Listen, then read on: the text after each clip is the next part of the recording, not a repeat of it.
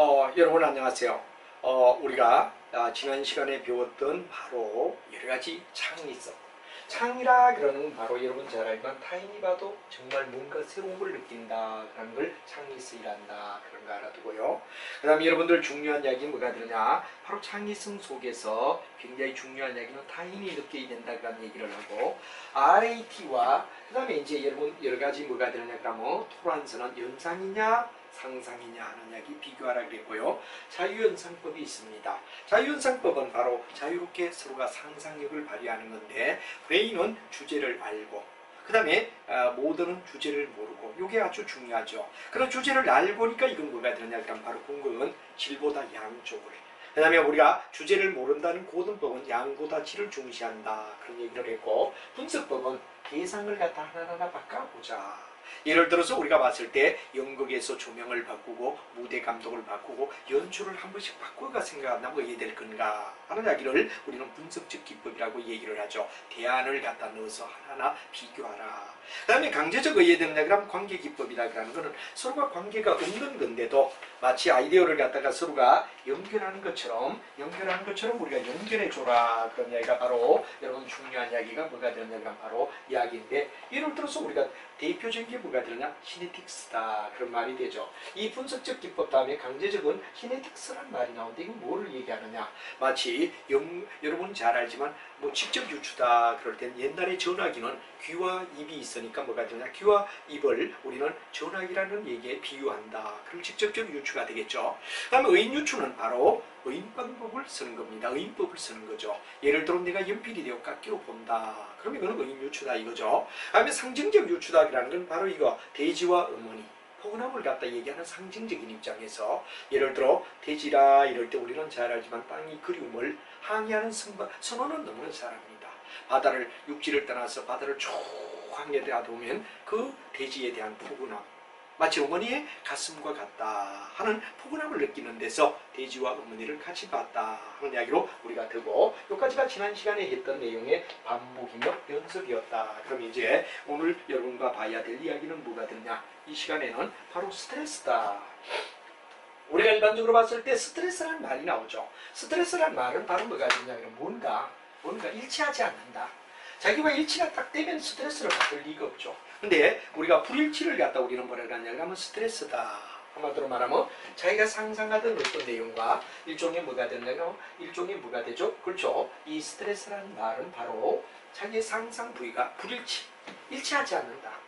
일치하지 않는다 그럴 때 우리는 스트레스다 이런 얘기를 하죠.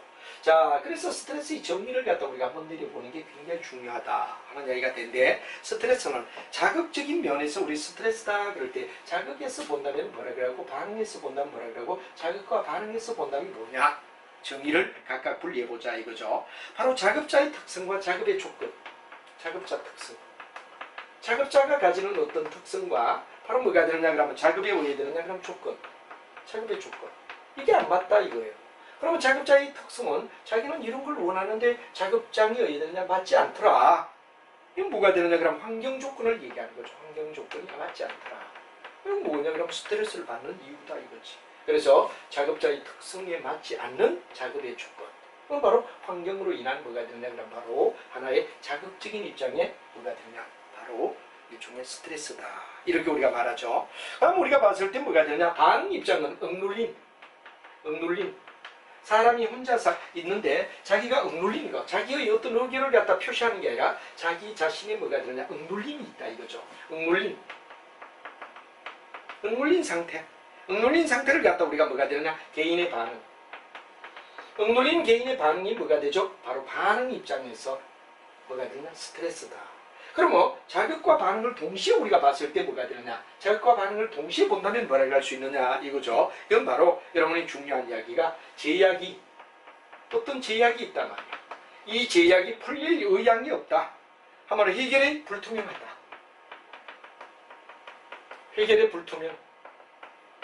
해결이 될 가능성이 없다. 그럼 이건 뭐가 되죠? 자기에 대한 반응이다 이거죠. 다시 한번 우리가 가볍게 본다면, 자극 입자이라면 자극의 특성과 자극의 조건이 맞지 않다.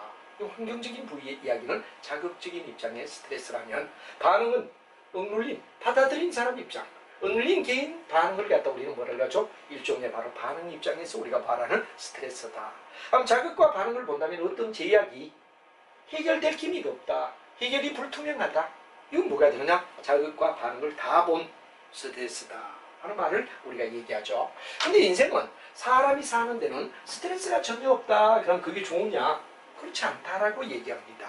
스트레스는 적절히 있어야만 항상 동기도 부여되고 더 발전적이다. 그래서 우리가 일반적으로 봤을 때 스트레스는 그림을 갖다 딱 그린다면 이렇게 되죠. 바로 이렇게 되어서 적정히. 만약에 너무 적다 이럴 때는 스트레스를 갖다가 일어나게 해줘야 돼. 그래야 얘들은 스트레스 받으니까 더 어떻죠? 열심히 할 수밖에 없다. 반면에 너무 심하다 그럴 때는 건 뭐가 되죠? 줄여줘야 된다는 얘기가 굉장히 중요한 이야기가 되죠. 작을 때는 만들어줘. 스트레스를. 너무 심할 때는 이걸 갖다 조율해줘라. 이런 얘기가 되죠. 그래서 이게 뭐가 되느냐? 적정한 시점. 요거일 때를 우리는 뭐라 그러냐면 바로 순기능이라고 얘기하죠. 순기능이다. 그러나 이쪽이나 이쪽은 뭐가 되느냐? 그럼 순기능의 반대인 역기능이다. 역기능이다. 이런 말을 쓰는데 너무 적거나 너무 많은 거는 좋지 않고 적정해야 된다라는 이야기를 순기능이라고 우리가 불러준다 하는 게 바로 그림으로 이야기하는 거죠. 그래서 역기능과 순기능이 수거애들은 너무 많아나 너무 적어도 안 되고 적절한 바로 스트레스가 필요하다. 이건 바로 스트레스는 개인의 이야기예요. 개인. 근데 이제 뒤쪽 가면 뭐가 되느냐? 두 사람 이상이 모이는 뭐가 되느냐? 그럼 사람에게는 바로 여러분 스트레스와 똑같은 개념. 개인에게는 스트레스입니다. 그런데 두 사람 사이에는 갈등이라고 하지. 갈등도 왜 되느냐? 그럼 적절히 있는 게 좋다. 사람과 사람 사이에도 너무 평화가 있다? 안 좋아. 너무 왜 되느냐? 그럼 갈등이 심하다? 안 돼. 적정이 있어라. 그래서 여러분 우리 조직행위에서는 스트레스와 그 다음에 이 갈등은 둘 다 적절히 있는 게 좋다 하는 이야기를 여러분에게 얘기하고 있다는 것도 참고로 알아두시면 좋겠다. 이런 얘기가 되죠. 그래서 스트레스와 갈등은 너무 없어도 안 좋고 너무 많아도 얘들은 그럼 곤란하다. 갈등도 역시 너무 없어도 서로가 별로 발전이 없어. 근데 왜 되느냐 그러면 우리가 봤을 때 또 너무 심하면 이별이란 걸 취할 수밖에 없다라는 게 스트레스와 갈등은 같은 개념. 단 스트레스는 혼자, 자신 혼자의 이야기라면 갈등은 두 사람의 관계를 갖고 우리가 일종의 하나의 갈등이라고 말할 수 있다. 그림은 어떻죠? 똑같습니다. 그래서 뒤쪽에 가서 여러분이 바로 갈등을 갖다 보면 갈등의 그림이 어디에 되느냐? 집단 행위 속에서 쭉 가면 갈등의 그림과 스트레스의 그림은 같다라고 여러분 뒤에 가서 다시 한 번 더 제가 얘기를 드릴 겁니다. 이렇게 해서 스트레스에 대한 이야기를 갖다 우리가 쭉 했고 스트레스는 왜 일어나느냐? 스트레스가 일어나는 이유가 뭐냐 하는 이야기인데 가만히 보죠. 맨 먼저 물리적 환경이다. 그럴 때 스트레스를 받는 이야기가 첫째는 물리적 환경은 바로 조명, 소음, 자극 환경. 자극 환경이 어디 되느냐? 스트레스를 준다 이거죠. 자극 환경. 자극 환경이 어디 되느냐? 자기가 원하는 걸 갖다가 원하지 않을 때 자급자의 특성에 조건을 못 맞춤 이것도 물리적 환경의 특성이라고 말하지. 그 다음에 두 번째는 직무에 대한 특성이다. 그런데 이건 바로 뭐가 되느냐? 개인과 직무 간의 관계. 개인의 동그라미, 직무의 동그라미. 개인과 직무 간에 뭐가 되느냐? 그러면 여기 일어나는 맞지 않는 부위. 이게 일치가 되지 않을 때 우리는 뭐라고 하냐? 직무에 관련 요인이라고 말하죠. 그 다음에 경력 개발이라는 말이 나옵니다. 경력. 역할이라고 그랬죠. 역할. 이게 바로 역할이 왜 되느냐? 그럼 정확하지 않을 때 우리는 일반적으로 봤을 때 뭐가 되느냐? 그럼 바로 역할에 대한 명확해라.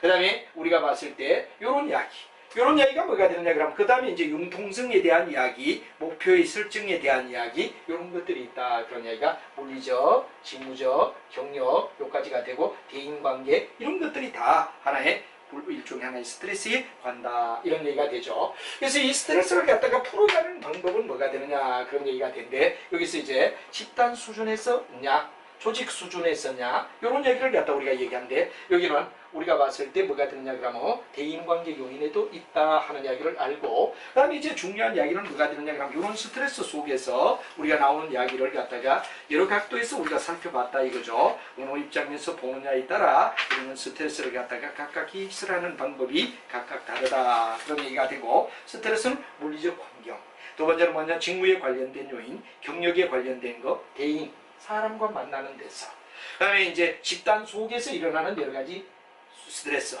또 그 다음 조직과 조직 사이에 내가 예를 들어 안동지방에 갔다 그러면 안동 문화를 내가 바로 받아들일 수가 없죠. 내가 아프리카에 갔다 그러면 아프리카 사람들의 어떤 문화를 바로 받아들일 수가 없다. 이건 뭐가 되냐 조직 수준이다.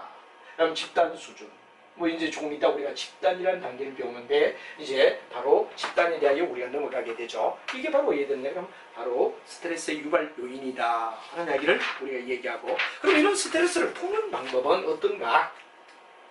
스트레스를 푸는 방법은 어떤가를 갖다 우리가 살펴본다면 스트레스 대처 방안에는 개인 차원의 스트레스를 해결하기 위해서는 뭐가 되느냐? 개인은 가능하면 스포츠를 갖다 한다든가 또는 아니면 뭐가 되느냐?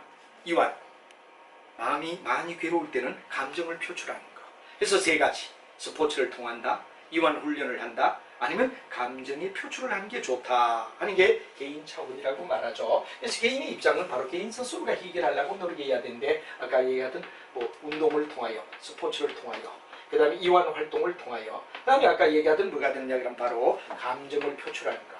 너무 심하게 어디에든가 스트레스 받을 때는 울어버리는 것도 좋은 얘기다. 여자분들이 가끔 너무 심한 감동을 갖다 받을 때 우리가 표출하죠. 바로 이게 이런 것들이 뭐가 되느냐 그러면 개인의 스트레스를 풀어주는데 좋다.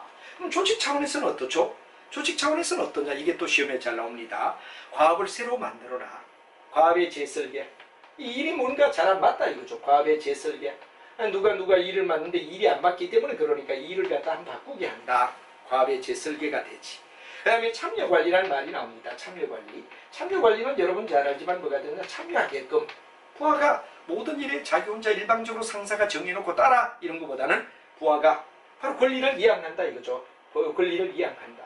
권리를 넘겨준다는 이야기가 이양이 되겠죠. 권리를 이양하라. 권리를 이양하라. 그리고 뭐가 되냐? 의사결정에 참여를 하라. 의사결정, 디시전 메이킹에 참여를 하라. 이런 이야기가 뭐가 되느냐? 그럼 바로 우리가 봤을 때 참여관리라고 우리가 말할 수 있다. 그런 이야기가 되죠. MBO 같은 거. 앞에서 말했지만 상사와 부하가 같이 일을 잡아놓고 나중에 평가를 하며 참여시켜주는 걸 갖다 우리는 일반적으로 뭐라고 하냐? 참여관리라고 불러준다. 그랬죠. 참여관리라고 불러줬죠. 그 다음에 이제 우리가 중요한 게 역할을 분명히 해주는 거. 그 다음에 경력개발은 바로 개인의 조직원의 불안감을 갖다 없애기 위해서 자꾸 발전시켜 나가게끔 만드는 바로 작업을 갖다 우리는 경력개발이라고 말하죠. 그 다음에 재량권과 자율권을 확대한다. 그리고 이제 목표를 설정해서 구체적으로 너희 목표가 어딘지를 알아라. 이게 바로 조직 차원에서 우리가 봤을 때 해결한다. 다시 한번 얘기하면 과업을 다시 한번 어디 되느냐? 뜯어고치자. 이 일에 멍석을 다시 깔아주는 걸 갖다 다시 만들자. 이게 뭐가 되느냐? 그럼 바로 과업의 재설계라고 우리가 말하죠. 다음에 뭐가 되느냐? 권한을 이용해서 참여하게끔. 많은 밑에 사람이 참여하게끔. 그 다음에 개인의 역할을 갖다 명확하게 너희 이런 요까지, 너희 이런 여기까지. 이게 뭐 역할 분석이 되겠죠. 그 다음에 우리가 잘 아는 사람이 가만히 있으면 발전 못해. 근데 사람이 앞으로 할 일이 있다 이럴 때 더 그 사람은 열심히 일할 수밖에 없죠. 이게 바로 경력개발이다. 그래서 경력개발을 하지 않을 때는 사람들은 누구나 불안하니까 장래를 위하여 바로 우리가 경력개발을 위하여 투자를 해둔다. 그런 게 바로 우리가 잘 아는 경력개발이 되는 거죠. 그 다음에 융통성있는 작업설계는 바로 재량권과 자율권을 많이 확대시켜준다 하는 이야기가 되고, 그 다음에 목표 설정. 네가 어디까지 해야 된다. 너희 목표가 뭐다. 이런 게 명확하게 이루어질 때 우리는 스트레스를 바로 조직 차원에서 해결하는 방법이다 하는 이야기를 우리가 알면 되고, 다음 참고로 스트레스와 갈등의 그림은 같다. 뒤쪽에 가서 두 사람의 관계는 갈등이고 스트레스는 개인의 관계인데 그림은 같다. 그래서 스트레스나 갈등은 조금씩 있어야지 전혀 없다 그러니까 좋은 게 아니다 하는 이야기를 우리가 여기서 마무리하며 이야기를 하고, 자, 이까지가 뭐였느냐? 자, 여러분의 앞에서 배웠던 내용을 갖다 우리가 정리해 본다면 이까지 내용이 바로 개인에 대한 모든 이야기를 다 했습니다. 자, 우리가 일반적으로 개인이다 그럴 때 개인은 전에 우리가 조직행위는 마치 우리가 집을 지을 때 뭐가 되느냐? 그럼 아파트를 보니까 별로 모르지만 단독 집을 지을 때는 우리가 집을 갖다 짓는 광경을 갖다 볼 때가 있죠. 이때 어디 되느냐? 그럼 거의 어디 되느냐? 그러면 우리가 봤을 때 땅을 팔고 콘크리트를 박을 때 바로 조직은 기업에 있어서 바로 밑바탕이다. 그러니까 이 바탕이 흔들려 버리면 다 흔들리는 거예요. 이제 조직행위를 우리가 볼 때 전에도 말했지만 누구 입장에서 우리가 얘기했죠? 개인 입장이 바로 2장에서 7장까지 우리 스트레스까지.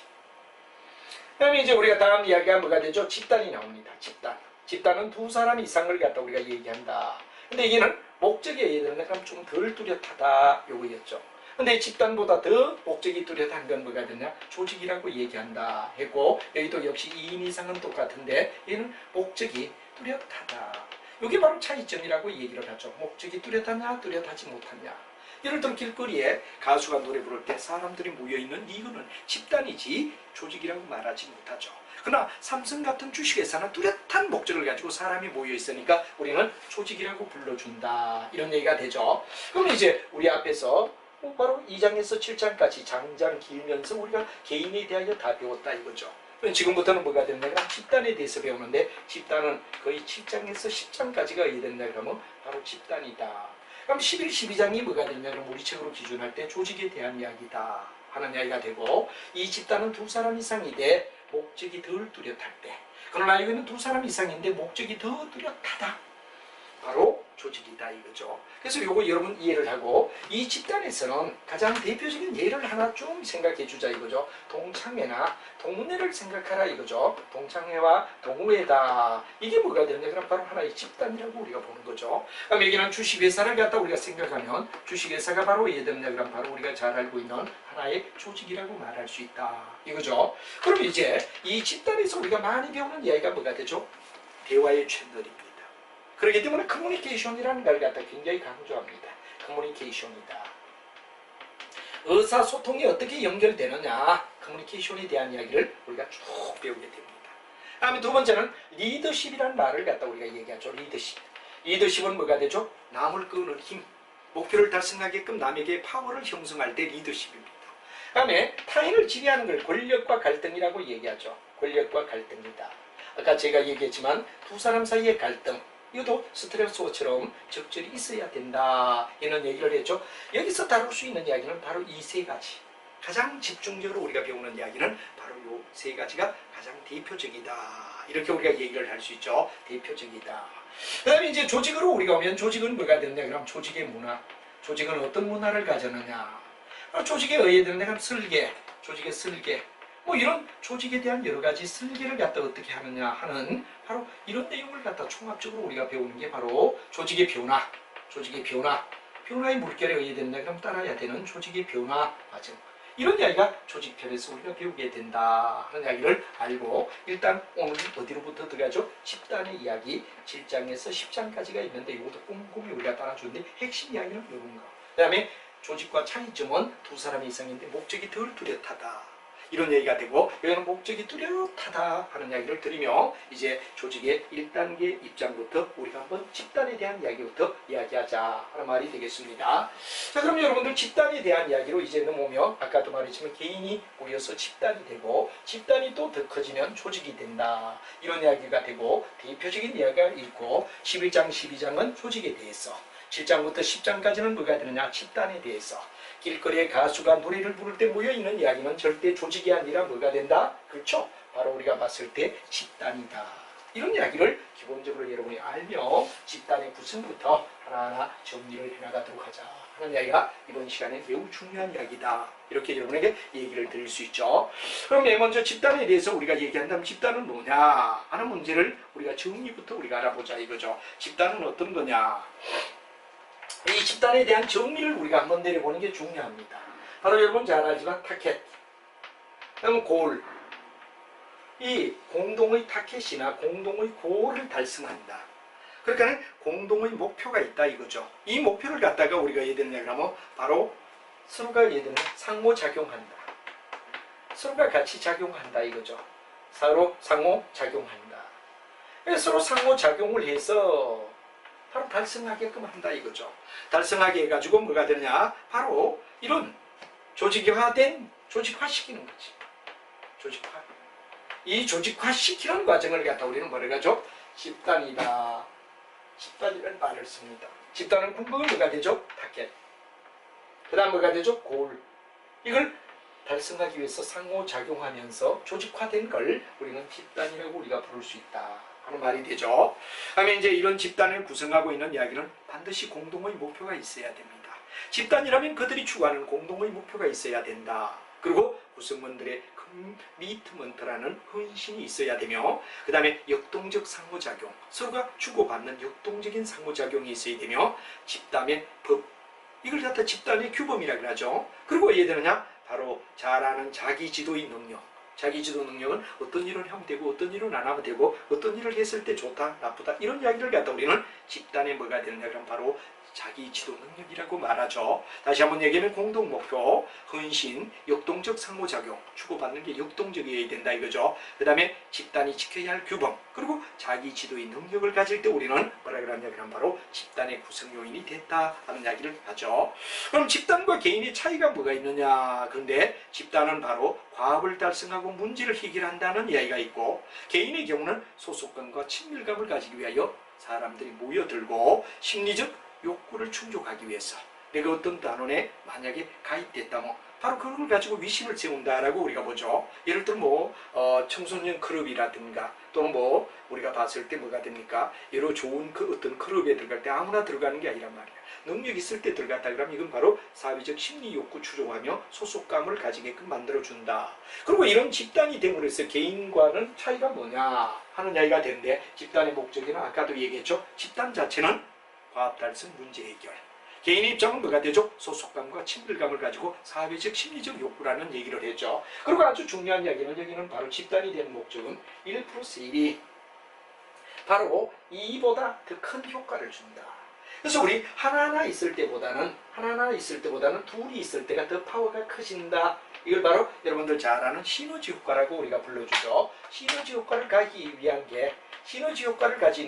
게 바로 집단이 형성된 이유다 하는 이야기를 우리가 알아두면 되겠다 하는 이야기를 드리며, 이제 여러분과 함께 집단의 종류로 우리가 생각을 해야 되는데, 이런 효과를 시너지 효과라 부르는데, 바로 하나하나 떨어져 있을 때보다는 둘이 모였을 때 더 큰 파워를 가진다는 게 시너지 효과라는 말을 우리가 쓰고 있다 그러는 거. 기업의 집중도 이되죠. 시너지 효과를 위하여. 그 다음에 우리가 재무관리에서 뭐가 됩니까? M&A 인수와 합병도 왜 하죠? 시너지 효과 때문에 한다. 하나 있을 때보다는 덩치 큰 기업이 되는 게, 둘이 모여가 하나가 되는 게 더 큰 파워를 가진다는 이야기를 한다 하는 이야기로 설명할 수가 있습니다. 자, 여러분, 그러면 궁극은 뭐가 되느냐 그러면 집단은 특수한 목적과 목표를 달성하기 위해 서로 상호작용해서 조직화하는 거다. 그리고 집단을 갖다 구성하는 이유는 바로 공동의 목표라든가, 그 다음에 구성원들이 느끼는 헌신감이나, 그 다음에 역동적 서로 교류를 얘기하는 상호작용이 있고, 그 다음에 집단이 지켜야 할 규범과 그 다음 하지 말아야 할 일, 이런 게 정해져 있는 게 집단 규범이죠. 그리고 스스로 자기를 갖다가 얘들은 그럼 지도하는 능력을 가진다 이런 말을 했고, 집단의 자원은 뭐가 되느냐? 집단은 왜 있느냐? 과업을 달성하고 문제를 해결하려고 있다. 그럼 개인은 왜 거기에 들어가느냐? 그러면 소속감과 친밀감과 사회적 심리적 욕구를 가지기 위해서다. 혼자 있을 때보다는 1 플러스 1이 바로 여러분들 2보다 둘이 있을 때보다는 약하니까 더 좋아지더라. 시너지 효과가 있기 때문에 사람들은 집단을 형성하고 집단에 들어가고자 한다. 대표적인 예가 바로 이런 거죠. 바로 노동조합 같은 거. 이것도 하나의 뭐가 되느냐? 그럼 집단이다. 왜? 자기들의 어떤 목적을 갖다 달성하기 위해서 모여 있으며, 바로 혼자 있으면 외롭고, 혼자 있으면 공격받을 수 있으니까 뭐가 되느냐? 둘 이상의 집단이 모이는 것들도 하나의 뭐가 되느냐? 그럼 우리가 봤을 때 하나의 이유다. 이런 이야기를 시너지 효과라고 얘기하고, 시너지 효과 때문에 개인이 집단화할 수 있다 하는 이야기로 설명을 드릴 수 있습니다. 자, 그러면 이제 여러분 집단의 종류를 우리가 보자 이런 얘기가 되죠. 집단의 종류에는 어떤 거냐 하는 이야기를 여러분하고 살펴보자 이겁니다. 비교적 집단의 종류에는 공식과 비공식이 있다. 이 공식은 바로 여러분 잘 알지만 회사가 만든 하나의 집단 속에서 집단이 만든 조직을 공식 집단이라고 우리가 말하죠. 근데 비공식은 바로 뭐가 되느냐 하면 바로 회사가 만들지 않았는데도, 또는 어떤 집단이 만들지 않았는데 자기들끼리 똘똘 뭉쳐서 만들어주는 동호회 같은 거, 이런 것들이 바로 비공식이다. 그래서 우리가 집단은 바로 아까도 말했지만 굉장히 중요한데, 공식과 비공식을 갖다 우리가 비교할 때 공식은 어떠냐 하는 문제와 그 다음에 비공식은 어떠냐 하는 두 가지를 크게 대별해보자 이거죠. 그러면 공식과 비공식의 굉장히 중요한 이야기는, 공식은 능률을 높이고 비용을 줄이자. 여기에 비용의 원리라고 얘기하죠. 이걸 갖다 비용의 원리라고 한다 이거. 비용의 원리에 의하여 뭐가 되느냐 그럼 바로 우리가 공식 집단은 이끌어가더라. 근데 바로 비공식은 뭐가 되느냐 그런데, 우리가 봤을 때 비공식은 하나의 감정의 논리다. 감정적으로 서로가 얘기되느냐 공감한다 할 때 모여진다. 그래서 우리가 일반적으로 공식은 어디까지나 일단 뭐가 됩니까? 능률을 높이고 그 다음 비용을 줄이자 하는 이야기에서 비용의 원리를 따른다면 바로 비공식은 감정에 의하여 서로의 감정의 논리에 의하여 만나지는 이야기를 우리는 보통 말한다 하는 이야기를 여러분이 머릿속에 잘 알아두시면 좋죠. 자, 그 다음에 공식 집단 속에서도 우리는 뭐가 되냐? 기능이냐 과합이냐 하는 이야기가 나옵니다. 그러니까 공식은 능률을 높이고 비용을 낮춘다 이런 말을 했고, 그 다음에 이 속에 기능 집단과 과합 집단을 얘기하는데 기능은 뭐냐? 기능은 여러분 잘 알지만 일종의 하나의 명령 계통입니다. 명령을 내린다. 그래서 여러분들 이 바로 기능은 우리가 피라미드를 갖다 그리면 정확히 알죠. 탑 매니지먼트, 미들 매니지먼트, 로우 매니지먼트다. 이렇게 우리가 얘기할 때 이쪽을 갖다 우리는 부장이라고 얘기하죠. 부장이다. 이쪽을 갖다 우리가 과장이라고 얘기를 하죠. 이쪽을 우리가 계장이라고 얘기하더라. 그래서 우리가 결국은 부, 과, 계 앞자를 따서 부과 계가 뭐가 되느냐? 그럼 바로 일종의 하나의 명령을 내리며 계급을 가졌다. 이런 조직을 갖다 우리는 기능 집단이다. 또는 딴 말로 하면 명령을 내리는 명령 집단이다. 그래서 부과 계, 부장, 과장, 계장이라 그러는 얘기를 알아두면 되죠. 자, 이걸 여러분들이 이해를 하고, 그다음 과합이다 그럴 때 과합은 뭐가 되느냐? 일입니다. 일을 위한 거죠. 그렇기 때문에 이건 뭐가 되느냐? 그러면 어떤 특수한 목적, 한마디로 말하면 임시적인 프로젝트라고 얘기를 하죠. 예를 들어 뭐 누구누구 대통령 만들기 프로젝트. 과합 집단이야. 이 일을 갖다 담당하는 거고, 오직 누구누구 대통령을 만들기 위하여 사람들이 모여있다. 이건 뭐가 되느냐? 그러면 하나의 과합 집단, 과합은 프로젝트라는 이야기를 알아두면 되죠. 그러나 기능은 바로 계속 지속하며, 여기는 기능 집단과 여기서 또 한 번 얘기한다면 이 바로 기능 집단은 왜 되느냐? 이따 없어지는 게 아니라 계속적으로 왜 되느냐? 그럼 존속. 계속 존속하는 게 뭐가 되죠? 바로 우리가 봤을 때 기능 집단입니다. 그러나 우리가 봤을 때 이 과합 집단은 일시적이다. 일시적 존속을 갖다 우리가 얘기한다. 일시적 존속을 얘기한다. 존속. 예, 이럴 때죠. 이게 바로 여러분 알아야 될 공식 집단은 능률과 비율을 갖다 하는데 비용의 원리에 의하여 하는데, 여기는 기능과 과합. 기능은 바로 계속 있으며 부과 계를 얘기하는 바로 명령을 갖다 얘기하는 집단이라면, 과업은 일만 진행하기 위하여 모여있는 단체를 얘기한다 하는 말이 되죠. 그 다음에 이제 여러분이 중요한 이야기는 뭐가 되느냐? 비공식은 감정의 논리라고 얘기했죠. 감정의 논리인데 여기에는 뭐가 되느냐? 이해 집단과 우호 집단이다 하는 말이 나옵니다. 이해 집단은 뭐가 되느냐? 이익을 추구한다 이거예요. 예를 들어서 우리가 봤을 때 노동조합이 나에게 도움이 안 된다 그럼 나는 노동조합을 떠난다 이거죠. 여기는 전부 다 이익이라는, 이익 추구라는 공동의 이익 추구, 이게 있기 때문에 같이 있다 이거지. 이게 뭐죠? 이해 집단이란 말이에요. 그래서 이해 집단은 뭐가 됩니까? 자기에게 이익이 안 되면 뭐가 되죠? 떠나버린다 이거지. 그 다음에 우호 집단이라는 말은 뭐가 되죠? 이런 이익 추구보다는 사람들이 지닌 어떠냐 그러면 공통점. 예를 들어 동호회다. 동호회는 뭐가 되죠? 공통점입니다. 바로 같은 거 산악회라든가 이런 건 동호회라는 얘기가 되고, 동호회는 공통점을 가졌다라고 우리가 말하지. 공통점이다. 반면에 뭐가 되느냐 그럼 우리가 봤을 때 동창회라는 말이 나오죠. 이 동창회는 뭐를 갖다 얘기하느냐? 바로 과거의 역사 유사성을 가지고 얘기한다. 여기는 공통점을 갖다가 얘기한다면 유사성, 이걸 갖다 우리가 얘기하는 이야기가 아니냐 하는 이야기가 중요한 이야기, 우호 집단의 이야기로 말할 수 있다. 이 우호회는 동호회나 동창회인데, 동호회는 같은 어떤 자기들의 꿈을 가지고 뭐 산악회라든가 같은 공통의 뭐가 되느냐 그러면 뭐 낚시회라든가 공통점이죠. 근데 동창회는 그냥 어린 시절을 같이 보냈다는 이야기 때문에 있다 하는 이야기가 비공식을 얘기하는 이야기다 하는 이야기를 여러분이 알아두면 되죠. 그럼 그 밑에 보면 소시오메트리다 하는 말이 나옵니다. 이 소시오메트리는 어떤 거냐? 누가 누구를 좋아한다. 사람 집단에 가면 누가 누구를 좋아한다는 이게 구분이 됩니다. 누가 누구를 좋아한다. 누가 누구를 좋아한다. 누가 누구를 갖다가 싫어한다. 이런 바로 사람들끼리는 누가 누구를 좋아하기도 하고 누가 누구를 싫어하기도 한다. 이런 관계를 갖다 우리는 뭐냐? 소시오메트리라고 얘기를 하더라. 사람들과의 관계에서 누가 누구를 갖다가 좋아하고 누가 누구를 싫어하고 이런 거는 선택과 거부, 선택은 좋아하는 거고 거부는 멀리 하려고 하는 걸 거부라고 하죠. 이런 구성원 간의 인간관계를 갖다 뭐라고 하죠? 소시오메트리다라는 말을 씁니다. 근데 이제 이 메트리의 종류 속에서 소시오그램이라는 말이 있고 소시오매트릭스라는 말이 나오죠. 여러분이 잘 알지만 매트릭스라는 건 바로 여러분들 뭐가 됩니까? 수학에서 향과 열을 향과 열을 갖다 얘기하는 향열이라는 얘기를 갖다 쓰죠. 매트릭스는 바로 거대한 뭐가 됩니까? 바로 분단으로서 거대한 분단으로 이해되니까 행과 열을 갖다 가진 행열을 갖다 우리는 뭐라고 하죠? 매트릭스라고 한다. 그렇기 때문에 소시오 매트릭스를 할 때는 그 조직은 거대, 한마디로 말하면 뭐가 되느냐 그러면 조직의 자체가 이해되느냐 그러면 굉장히 규모가 클 때, 한마디로 말하면 대규모 집단. 대규모에서는 뭐라고 하냐? 대규모 집단에서 누가 누구를 좋아하고 누가 누구를 어떻고 이건 바로 대규모 집단의 이야기라 이거지. 이건 소시오 매트릭스라는 말을 씁니다. 이는 매트릭스라는 말을 향열이란 말, 향과 열을 갖다 얘기하는 거죠. 근데 만약에 소시오 그램 그럴 때 그램은 바로 작다라는 얘기가 되죠. 작은 거는 뭐가 되느냐? 소규모 집단을 얘기하더라. 그래서 우리가 일반적으로 집단의 관계를 갖다 얘기하는데 누가 누구를 좋아하고 누가 누구를 싫어한다 이런 관계를 갖다 우리는 소시오메트리라고 하고 소규모 집단끼리의 관계를 갖다는 소시오그램, 그램이란 말.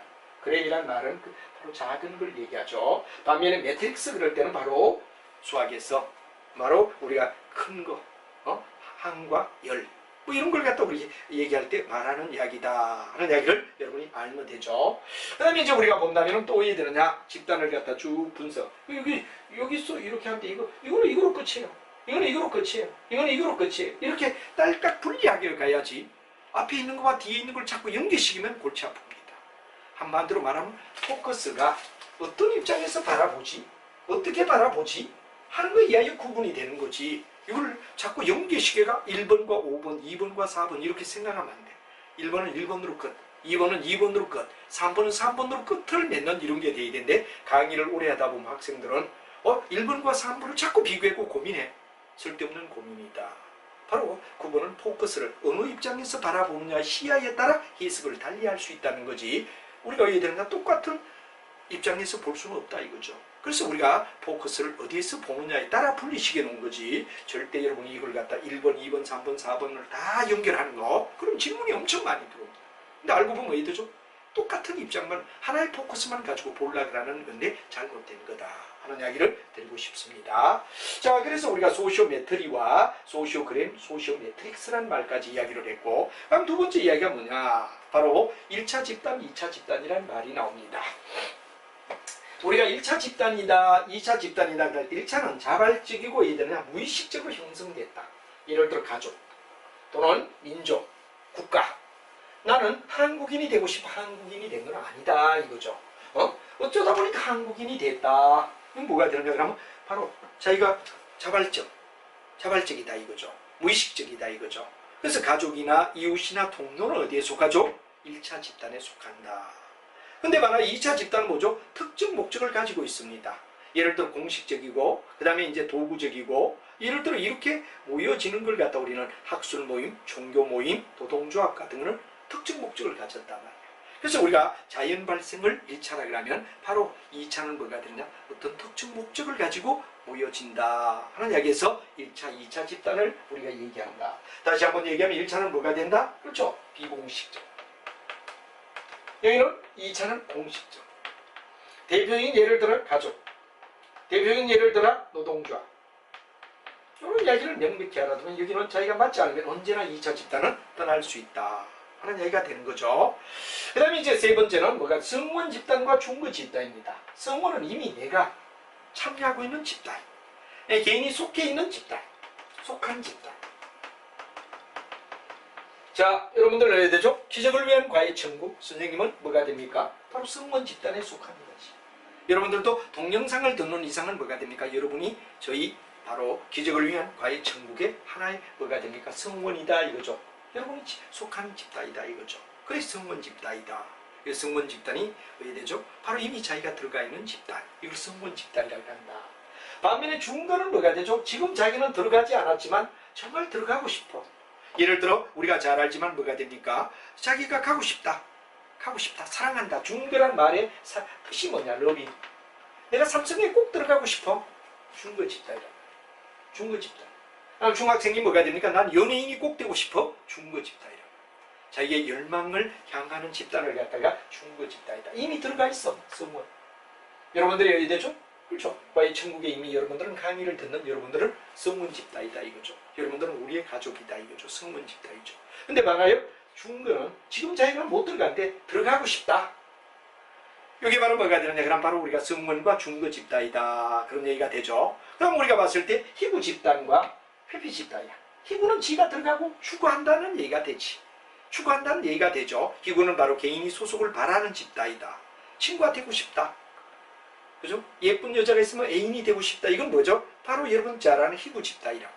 근데 예를 들어 담배를 피우지 않는 사람이 담배를 피우는 사람이 있을 때는 피한다 이거죠. 금연을 하고 싶다. 이거 회피 집단이다. 회피하고 싶다.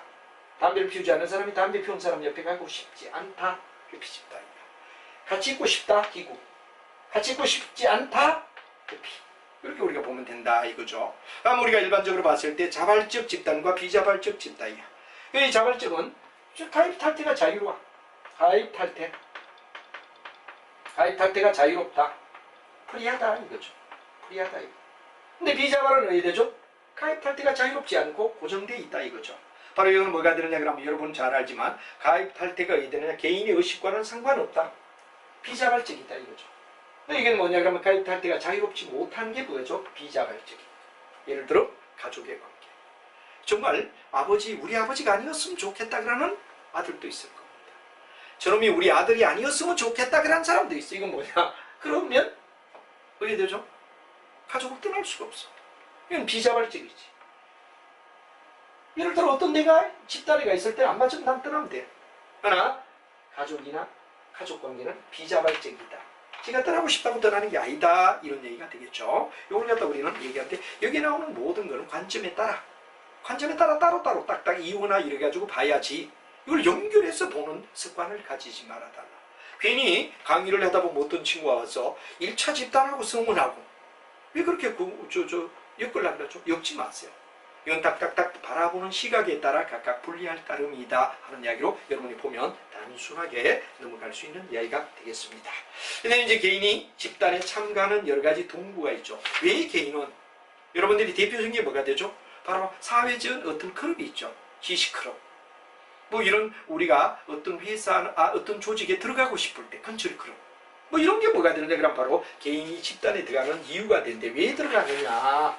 개인이 왜? 뭐 때문에 개인은 그 집단에 들어가려고 하죠? 하는 이야기를 갖다 우리가 뭐 쭉 설명을 했고 다음 여기 우리가 1차 집단까지 했고 다음 이야기가 개인이 뭐 때문에 우리는 바로 기업에 또는 아니면 조직에 들어가려고 하느냐. 이 내용도 정확히 하는 거죠. 개인 자기 혼자 있는 것보다는 노동자가 노동조합에 들어가면 안정이 되는 거죠. 내가 만약 사용자에 대하여 혼자 대들었다는 어느 날 갑자기 뭐 해고당할지 모른다. 그러니까 왜 되느냐? 노동조합이 있기 때문에 자기가 왜 되느냐?